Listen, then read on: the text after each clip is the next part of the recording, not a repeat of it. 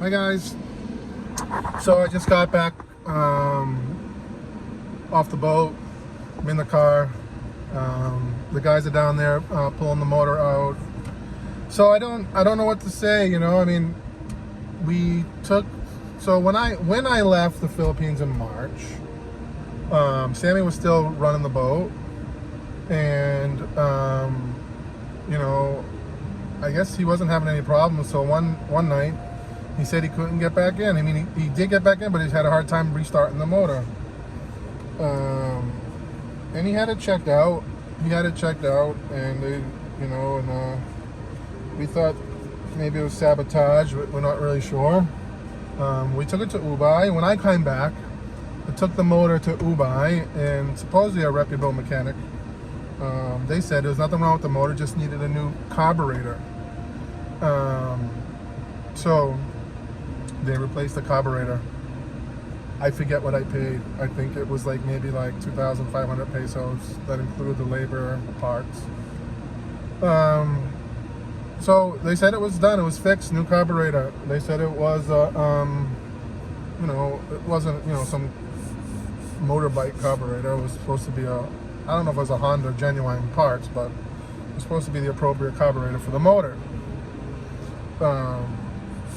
So we're out there today, and before we even left, my boat guy said, the carburetor's not running right. It's not good. He said, I need a new carburetor. And I said, really? I just put a new one in like a month ago. I only used the boat once since the new carburetor was in. So who knows? I don't know. I don't use the boat that often, but I still start it at least once a week. So I don't see why that would ruin the carburetor. But anyways, we're out there today. It's a beautiful morning, nice and cloudy, but then the clouds broke up. But the motor wasn't running right, it's running really hot, and it's not, unless it doesn't really hold the idle, it stalls out unless you got enough speed, enough gas going. It'll run okay. Then we found a spot I wanted to jig, and I started jigging, and then we went to move to a new spot, and we couldn't restart the motor. It took a while. We did get it restarted. So instead of messing around, I'm a pretty, I do things by the book when it comes to fishing and boating. I have a lot of experience, and so I don't mess with a motor that's not running properly.